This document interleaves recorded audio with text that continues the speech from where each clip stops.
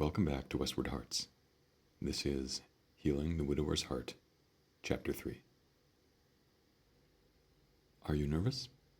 Of course not, Nelson said. It's not the first time I'm doing this, in case you forgot. So why are you fiddling with your tie like that, then? Nelson turned away from the mirror, where he indeed had been adjusting his tie again, and looked at his father. All right, maybe I'm a little excitable. Aaron chuckled. You have every right to be. He came closer and squared his son's jacket on his shoulders, brushing off a bit of lint from the lapel. Getting married is a big step, but at the same time, you already know that. And Johanna's a lovely girl. You don't think we're rushing into this? For two people who really belong together, an hour is enough time to tell, he said. And then you have people like me and your mother. She's still not sure if I'm the one for her, and we've been together 30 years. Nelson laughed. Well, to be honest, I was sure right quick that I liked Johanna. I figured a month was enough time to figure out just how much. His dad nodded. I'm sure you're right. The only thing I was worried about was, well, about Virginia. Aaron laid a hand on Nelson's shoulder, and his eyes filled with a tenderness that was unusual for a parent speaking to his adult son. What about her? I can't help thinking that maybe I shouldn't be doing this. His father smiled. Well, at least you're giving yourself plenty of time to think it over before the wedding, he said. You're getting married in what, 15 minutes? Some timing, huh? Nelson rubbed his forehead. There was a hint of a dull ache behind his eyes, same as he'd been feeling for weeks now. Son, listen to me. This is a hard day for anybody who knew Virginia, but the fact is that she's gone. Anything that happens now, anything you do or don't do, that won't affect the bond you had with her. It's this perfect thing, whole and complete, and it's going to remain unspoiled forever. He leaned closer and quickly hugged his boy, giving him a kiss on the cheek. Now you finish doing whatever you need to do. I'm going to go find your mother. Thanks, Dad. As soon as his father left, Nelson turned back to the mirror and undid his tie again. Everything will be fine, he murmured, as if trying to convince himself that it was true. Johanna wasn't the most sensitive girl in Nebraska, nor Lincoln, nor even her own house. Her friends, in fact, were sometimes annoying with how easily they showed themselves overcome by emotion. She had some acquaintances for whom fainting couches must have been expressly designed. Nevertheless, there were times when even Johanna let her emotions overcome her, and this was coming close to one of those times.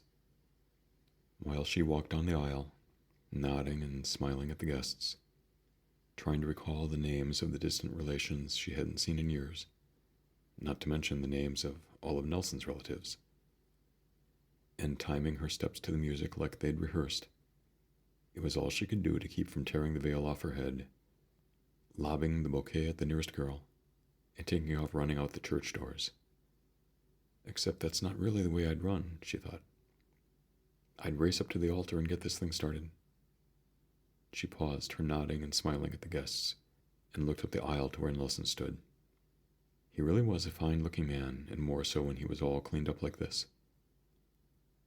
He was wearing a dark suit that complemented his lean, muscular build, a brand-new white shirt, and a blue bow tie that, even from halfway down the aisle, brought out his eyes. There he is, she thought, my husband. That thought, that within the hour she would be a married woman, hit her like a gust of wind. As much as she wanted it, it was still an awfully big change coming up. It wasn't until Nelson had cocked his head at her, smiling, that she realized she had come to a stop there in the middle of the church. The music continued on, but after taking a step or two again, Johanna realized that she had lost the rhythm entirely. Oh well, she thought. I'm a lot of things, but graceful isn't high on the list.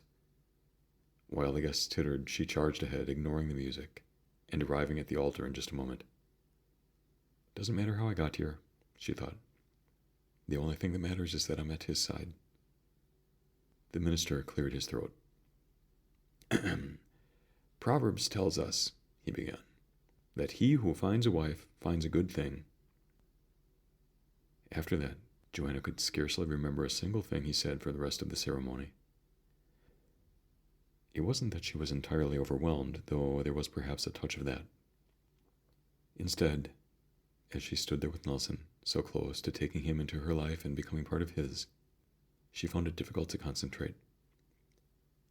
She felt herself filling with a joy she had never felt before, as if she were about to accomplish something that she had been meant to do.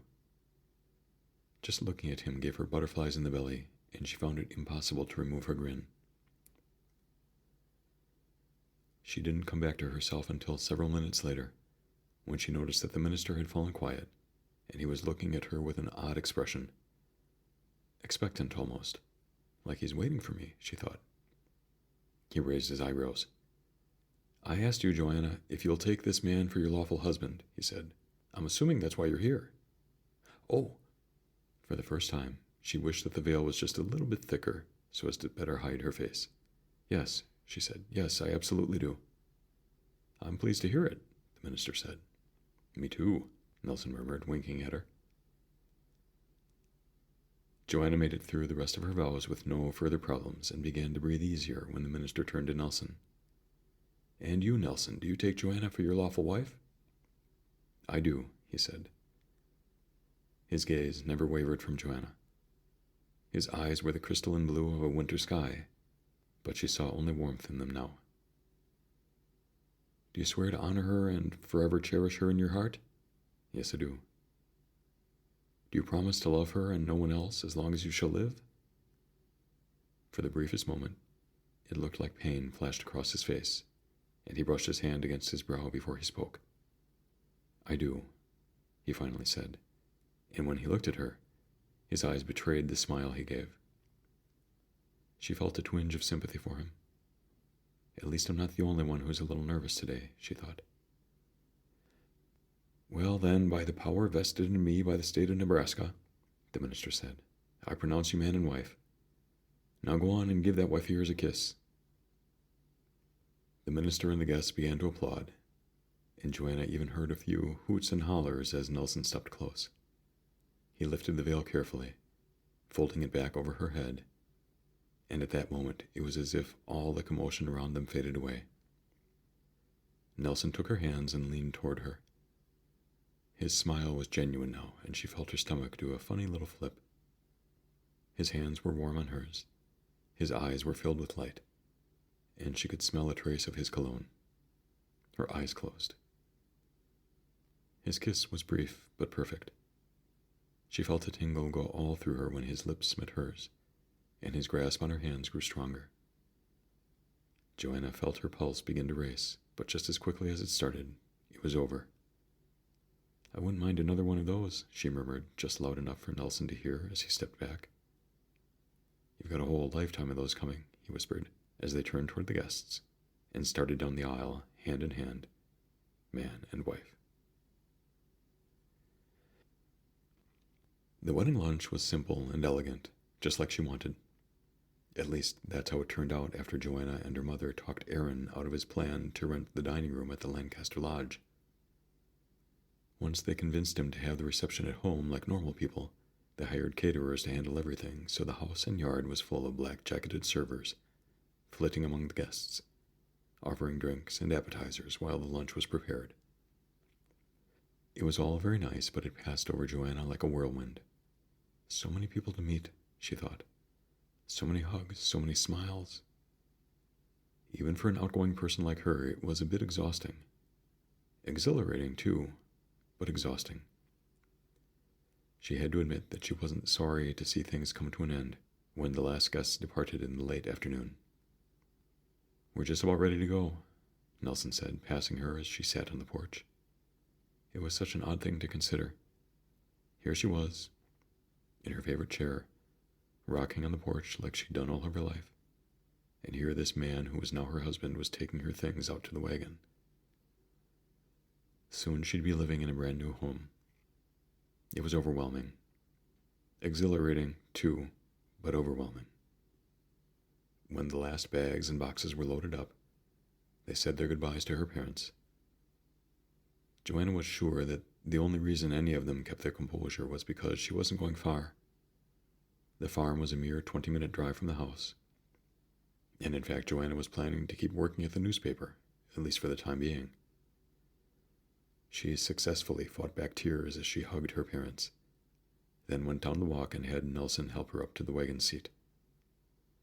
As they drove away, Johanna took a final glance back at the place that had been her home. Her parents' fight against tears hadn't gone as well. Nelson took her hand as they drove. "Good thing we've got a big house," he said. "When your dad showed me all the boxes of your things, I thought he was joking at first." "It's not so much," she said, turning to look at the full wagon bed. "It's just clothes." Nelson laughed and squeezed her hand. "I'd hate to see what you consider a lot, then." Johanna was happy to have something to distract her when they arrived at the farm. They had decided that she would use the spare room as kind of a dressing room, since it had a sizable wardrobe going unused. By the time she had finished going through the bags, looking for this and that, and arranging her things in some kind of order, the sun was halfway hidden behind the horizon. After they had finished a snack of cake and coffee, it was already dark. Well, Johanna thought as she rinsed the dishes, if I understand this marriage thing right, there's pretty much only one thing left to do today. Johanna took a deep breath and checked herself one last time in the mirror. She was wearing her best nightdress, the one with the lace collar, and she had combed her hair into twin streams flowing over her shoulders. She had wiped her teeth and washed up with hot water. There wasn't much else to do except go to her husband.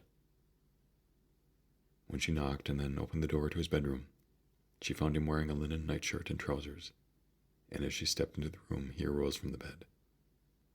"Johanna, you look lovely," he said, smiling at her, though again his eyes seemed to betray some concern. She moved closer and pulled his arm around her. "Quite a day," she said, resting her head against him. She could hear his heart hammering against his chest. "Sure was," he murmured as he softly ran his hand across her lower back. "Are you happy?" "I am," he said. "Couldn't be happier, in fact." She raised her mouth to his, but he slipped aside and kissed her on the cheek. She tried again and briefly brushed her lips against his. "This night air is a little bit chilly," she said. "Maybe we should get into bed." "Oh, of course." He pulled the comforter back as Johanna kicked off her slippers and slid between the sheets. Nelson lay down next to her and ran his hand softly across her cheek. She turned her face and pressed his fingers to her lips. "Do you want to turn down the lamp?" "Sure." Nelson lowered the flame until it was just barely lit, then turned back to her. He slid his hand across her side. She could feel the heat of his flesh against her, but he slowed as his hand reached her hip, and then he stopped, simply holding her there. "Is something wrong?" "No, everything's fine," he said. "It's just..." "Just what?" "Johanna, I know this must sound silly," he said. "I don't want you to think badly of me." She reached to brush a few stray hairs from his forehead. "I won't," she said. "What is it?" "It's just that it's been a long day," he said. "Maybe tonight we won't, you know." "You want to wait?" "Yeah, I think we should," he said. "I'm awful tired." She would have been lying if she'd said that she didn't feel a bit of relief. Some confusion, to be sure, but also relief. "All right, we'll wait." He pressed her to him, holding her tightly, and kissed her then.